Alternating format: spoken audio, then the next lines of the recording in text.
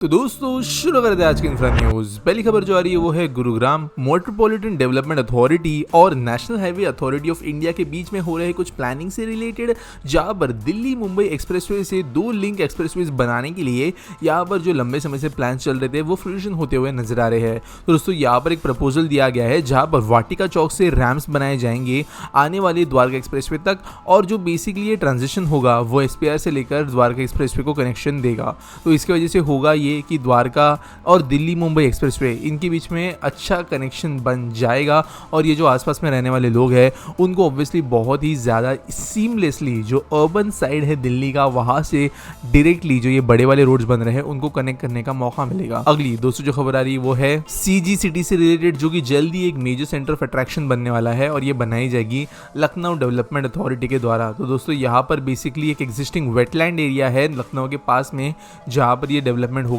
और यहाँ पर जो है अलग अलग फैसिलिटीज ऐसी बनाई जाएगी जो पब्लिक प्लेसेस के तौर पे काम करेगी, जहाँ पर एक walkway trail, boating facility, bird watching tower, इन जैसी चीजें बनेगी। साथ साथ एक open theatre, musical park, food court, ये सब भी बनने वाला है सीजी सिटी के अंदर। टोटल 37 एकर्स का ये लैंड प्लॉट होगा जहाँ पर ये सारे काम किए जाएंगे, और एक ग्रीन बेल्ट से इसे सराउंड किया जाएगा, यानी बेसिकली कुछ लेवल तक यहाँ डेवलपमेंट अलाउड नहीं होगा इस एरिया के पास में। यहाँ पर साथ साथ दोस्तों जो इंस्पेक्शन वगैरह काम है वो शुरू हो गया है और जल्दी डेवलपमेंट इसका भी शुरू हो जाएगा। अगली दोस्तों जो खबर आ रही है वो है वेस्ट बंगाल गवर्नमेंट से, जिन्होंने कहा कि वो डिजिटल ट्रांसफॉर्मेशन करना चाहते हैं अपनी स्टेट्स के अंदर, और इसके लिए टेक्नोलॉजी एक्सपर्ट्स को उन्होंने मंगवाया है, और आगे जाकर यहाँ पर वो स्टेट को देश का नेक्स्ट आईटी हब बनाना चाहते हैं। तो यहाँ पर जो 8 टेक मीट एस्कॉम हुआ न्यू टाउन कोलकाता में, वहाँ पर ये बातें कही गई थी कि जो नई आने वाली आईटी इंडस्ट्रीज है जहाँ पर AI, tech innovations, cyber security, इन सब चीज़ों के हिसाब से जो भी आईटी डेवलपमेंट होगा वो कोलकाता में हो, इसके लिए वो बहुत ज़्यादा कोशिश करेंगे ताकि यहाँ पर काम अच्छे से हो पाए, और गवर्नमेंट इसके लिए मदद करेगी कंपनीज की। अगली दोस्तों जो खबर आ रही है वो है उड़ीसा से, जहाँ पर देश के top 3 states in terms of investment की लिस्ट में ये आ गया है। तो यहाँ पर ये जो मैं इन्वेस्टमेंट्स की बात कर रहा हूँ ये बेसिकली प्रोजेक्ट बेस्ड इन्वेस्टमेंट्स है, इंडस्ट्रियल प्रोजेक्ट बेस्ड इन्वेस्टमेंट है, और टोटल जो इन्वेस्टमेंट हुई पूरे देश के अंदर उसमें से 11.8% का इन्वेस्टमेंट उड़ीसा के अंदर हुआ। तो यहाँ पर गवर्नमेंट ने कहा है कि जो उनकी इंडस्ट्री फ्रेंडली पॉलिसीज है इन्होंने मेजरली यहाँ पर रोल प्ले किया है ये सक्सेस के पीछे, जिसके वजह से ये यहाँ पर इतना इन्वेस्टमेंट ला पाए हैं। और ये बहुत अच्छी बात है क्योंकि उड़ीसा दोस्तों एक बहुत ज़्यादा मेजर ऐसा स्टेट नहीं है अगर देखें तो, लेकिन फिर भी ये बड़े स्टेट्स के साथ में कम्पीट करते हुए तीसरे रैंक पर अब आ गया है। अगली खबर दोस्तों जो आ रही है वो union ministry of ports, shipping and waterways से रिलेटेड, जहाँ पर इन्होंने कहा है कि जो कंट्री की पोर्ट कैपेसिटी है उसे बढ़ा दिया जाने वाला है to more than 10,000 million tonnes per annum तक, और अभी करेंटली जो कैपेसिटी है हमारे देश की वो है 2600 MTPA।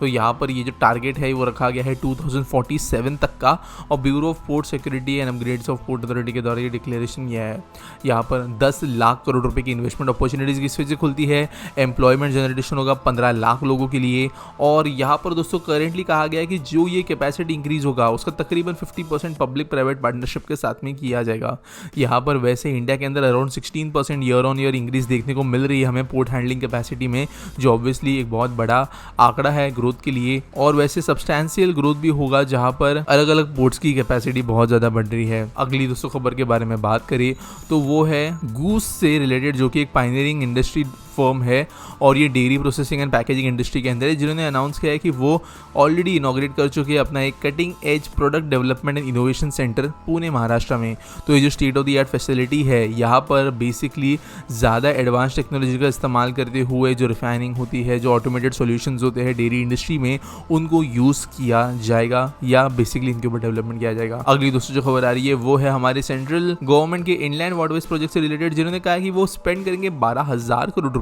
उड़ीसा के अंदर की ब्रह्मणी रिवर को केपेबल बनाने के लिए, इंडस्ट्रियल गुड्स को मूव करने के लिए। तो दोस्तों 4 इंडस्ट्रियल क्लस्टर है पारादीप पोर्ट के पास में और धामरा के पास में। अब यहाँ पर जो प्लान है उसके हिसाब से ईपीसी मॉडल पे किया जाएगा, बेसिकली इंजीनियरिंग प्रोक्योरमेंट कंस्ट्रक्शन, इसका इस्तेमाल करते हुए इस वाटरवे को डेवलप किया जाएगा। मेजरली जो कोल इंडिया लिमिटेड है, Indian waterways authority of India है, ये मिलकर ये काम करेंगे और इसे नेशनल वाटरवे 5 जो बोलते हैं उसके तौर पर डेवलप किया जाएगा। बनने के बाद में बहुत ही ज़्यादा सस्ती कीमतों पर तकरीबन 1 मिलियन टन कार्गो पर एनएम की कैपेसिटी। यहाँ पर अभी जो मूव होता है कार्गो वो बढ़कर 12 से 14 MTPA तक पहुंच जाएगा 2030 तक, और इसके वजह से ऑब्वियसली ट्रांसपोर्टेशन कॉस्ट बचेगी। अगली दोस्तों जो खबर आ रही है वो है फरीदाबाद से, जहाँ पर इंडस्ट्रियल इकोसिस्टम को बूस्ट करने के लिए एक हरियाणा गवर्नमेंट ने डिसाइड किया कि वो जल्द ही एस्टैब्लिश करेंगे एक इंडस्ट्रियल टाउनशिप मोतुका विलेज के अंदर, जो कि तिगांव असेंबली कॉन्स्टिट्यूंसी में आती है। तो यहाँ पर इंडस्ट्रीज को बुलाया जाएगा ताकि एम्प्लॉयमेंट जनरेशन हो सके, हजारों लोगों को नौकरियां मिल सके,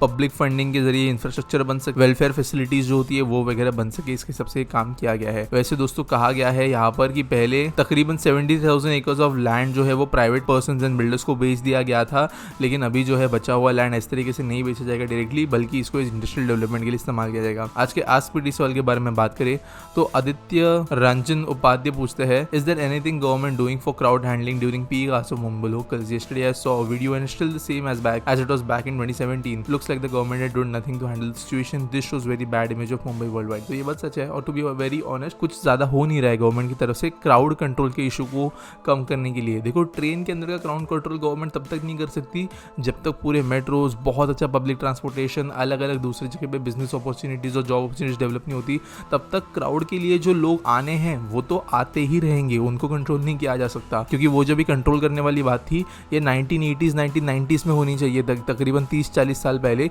लेकिन कुछ हुआ ही नहीं। जो कैपेसिटी थी वही कैपेसिटी रखी गई, अब वो बढ़ गई, अब वो कैपेसिटी के हद आगे बढ़ गई है तो उसको नहीं कर सकते कुछ ज़्यादा। तो यहाँ पर गवर्नमेंट जो है मोस्टली जो मुंबई साइड में क्राउड कंट्रोलिंग करता है वो आज के डेट में स्टेशन पे कर रहा है, लेकिन वो भी अभी ओवरऑल होते जा रहा है। इनफैक्ट अभी मुंबई के अंदर मल्टीपल ऐसे स्टेशन है जहाँ पर 8-8 9-9 आपको एक स्टेशन के ऊपर जो पेडेस्ट्रियन ब्रिजेस होते हैं वो देखने मिलते हैं प्लेटफॉर्म टू प्लेटफॉर्म जाने के लिए, और ये छोटे ब्रिजेस नहीं होते। यहाँ पर कुछ कुछ जगह पे 15-15 मीटर विड्थ के ब्रिजेस बनाए गए हैं, लेकिन फिर भी ओवरक्राउड हो जाते हैं। एस्केलेटर्स, लिफ्ट्स, ये सब चीजें बनाकर भी ओवरक्राउड हो जाती है। तो हैंडलिंग तो है कुछ हद तक स्टेशन पे हो रही है जो कि थोड़ा क्राउड कंट्रोल में मदद करती है, लेकिन ट्रेन के लिए कुछ ज्यादा हो नहीं सकता। यहाँ पे लोगों को लोकल ट्रेन के ऊपर की नीड कम करनी पड़ेगी, लोगों के पास में ऑप्शन नहीं है लोकल ट्रेन छोड़ के, तो क्राउडिंग होने ही वाला है। गवर्नमेंट को जरूरत थी कि वो बहुत पहले मेट्रो डेवलप कर ले, वो बहुत पहले पब्लिक ट्रांसपोर्टेशन बना ले, वो बिजनेस हब्स जो है वो दूसरी जगह पे डेवलप करे ताकि जॉब्स के लिए लोग अलग अलग दूसरी जगह पे भी ट्रैवल करें, लेकिन वो चीज़ को देर हो चुकी है। अब बस जो है मेट्रो जो बन रही है उसके जरिए मेडिसिन का काम हो रहा है। उम्मीद करता हूँ आपको सवाल का जवाब मिल गया होगा।